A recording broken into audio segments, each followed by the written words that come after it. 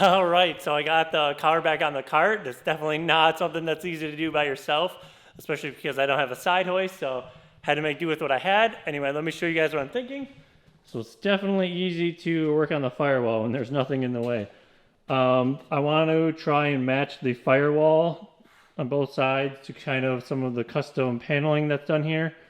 So I got to start making a template and playing around with how I want that to look. I think I'm gonna do it in 2 sections, using this as like the middle. We'll go on this side of it all first, and then we'll come back and do this side, or vice versa. So yeah, time to start making a template and playing around with this. I did notice too that there is like a weird little crease right here. It looks like I gotta quick hammer that in, fix that up before we start making the template.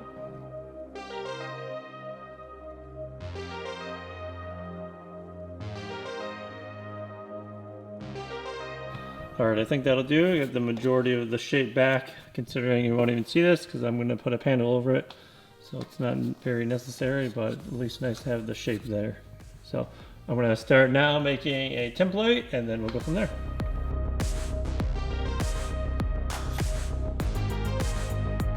Alright, here is a very rough draft of what we're working with here.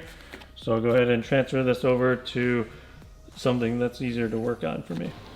Alright, very first mock-up, I'm doing this so I can get an idea of how much I need for like relief cuts for this giant bulge that sticks out right here, how much it'll like overlay and needs to stretch and shrink.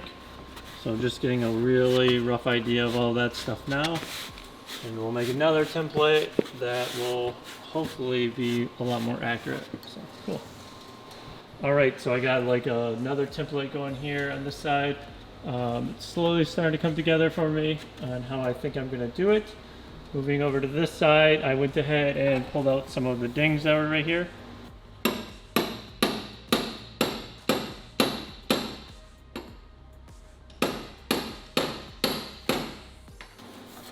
And nothing crazy, obviously, because there's going to be a brake booster that goes over it, body filler, wheel fill, and the rest if needed. But yeah, I'm going to start making a template now on this side, and we'll see how that goes.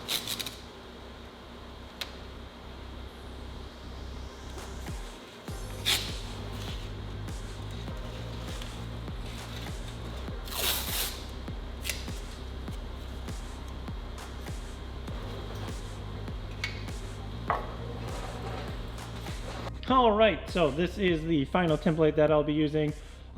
Went through a lot of different iterations on the template, but landed on that one being what I think will be the go-to template. Unfortunately, you know, I can't just snap my fingers and have this be completed.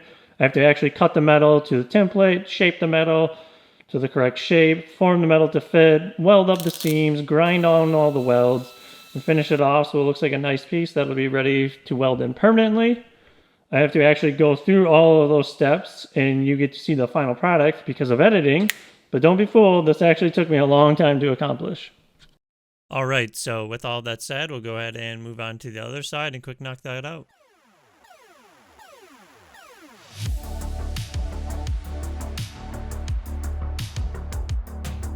All right, so this side is now coming out pretty good. I remade this panel, so this is the second time I did this panel. I got the brake booster fitted, and now I'm going to work on cutting the hole for the steering column. Here we go. All right, so here is the other side of the steering column. Normally you have bolts coming in and that go into here. I'm going to remove these, and then we'll have a stud going the opposite direction. That'll give us a cleaner look when it's done. So I also want to mention that by removing those, the panel that I'm making will be able to sit more flush against the actual firewall when it's done. Alright, so update, I was not liking how the panels were just flat, so I went ahead and bead rolled one. Looks a lot better because it blends in with how the other panels are, so it just flows better, even though this is all going to be behind the engine basically, and you won't really see anything unless you actually look. It definitely looks a lot better with that bead roll in there. So we'll go ahead and get this one bead rolled. I started mapping it out. I got a few like corners and stuff I got to throw onto it. I think this is how I want it to map out, so we'll go ahead and I need to relieve the welds right here, get that flattened out, and then we can put it on a bead roller.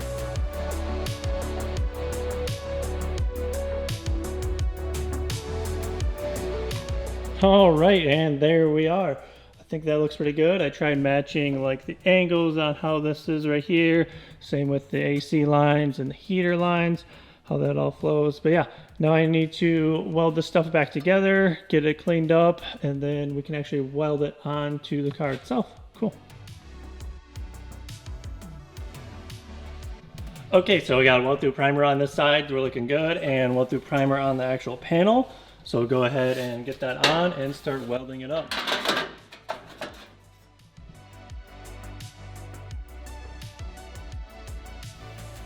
All right, this side is now tacked up, looking really good. I'm gonna go ahead and move on to this side. I got to add some studs right here. Normally there's these nuts that sit right here for the steering column boot, but I cut those off so I can get the panel to sit more flush. So I add some studs to that, and then we can start cleaning this up and getting it ready for welding.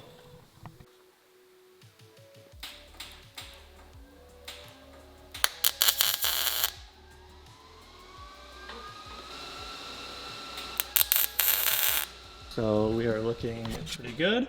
We'll go ahead and clean this up more and get some weld through primer on. Okay, so just like that one, I got weld through primer on the firewall and on the back side of the panel. Started clamping it down, and I'm going to start welding.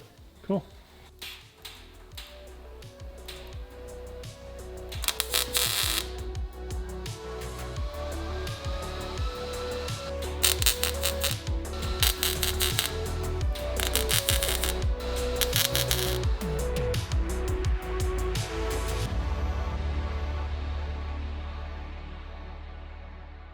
All right, here is a quick rough out on how it's looking.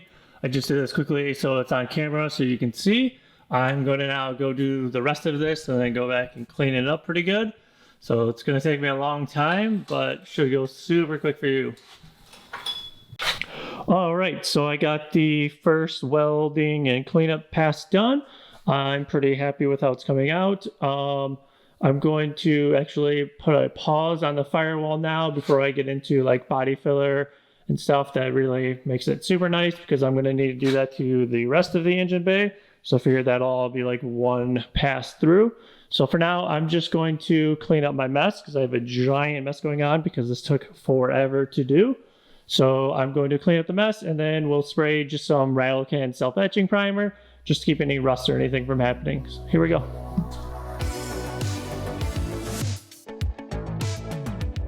All right, that is looking so much better now with the primer on. Definitely have some more cleanup work that needs to be done. There's like a few little pinholes that I missed. But yeah, I'll go ahead and do that later on once we do the rest of the engine bay cleanup. So now I'm going to go ahead and move on to getting the front mocked up and seeing how we're looking. Cool. All right, I just want to pop in real quick and say that this took me a very long time to do. Something like this is I've never done before, so it was a big learning experience along the way for me. No one's taught me how to do this, and I think they turned out pretty good. There's even a lot of tools that I wish I had that I just don't have and can't afford to buy right now. I had to invest in a bead roller, even just put the bead rolls into the actual panel, but I think it turned out really amazing for what I guess it would be my first time doing this. So yeah, it's really exciting to see. And I just want to say that this could be a good lesson for you to, if there's something that you are nervous to try, you don't think you can do, you might surprise yourself along the way. The only one that's telling you you can't do it is yourself. So let that be a lesson for you. Cool.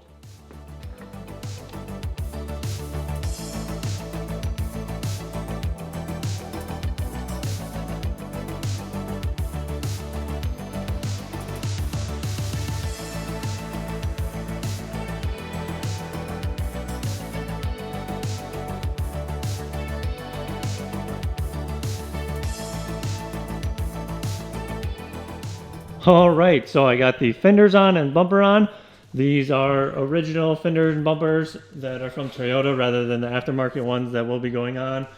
I just wanted to use these as better fitment points just because it's from Toyota, so the fitment is going to be more exact than the aftermarket stuff, especially fiberglass.